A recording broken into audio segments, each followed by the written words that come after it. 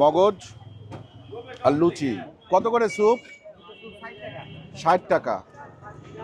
Corn soup টাইপের, but এখানে তো খুব একটা কর্ন নাই, কর্নফ্লাওয়ার দিছে হয়তো। 1 পিস হাড্ডি, 2 পিস মাংস। কি আচার এটা? আম জলপাই। হুম, ভাই আপনি কঠিন ট্যালেন্ট তো। হ্যাঁ, এই যে তুই, কেন জানো এইটা দেখা সত্যজিৎ রায়ের কথা মনে হচ্ছে ভাই।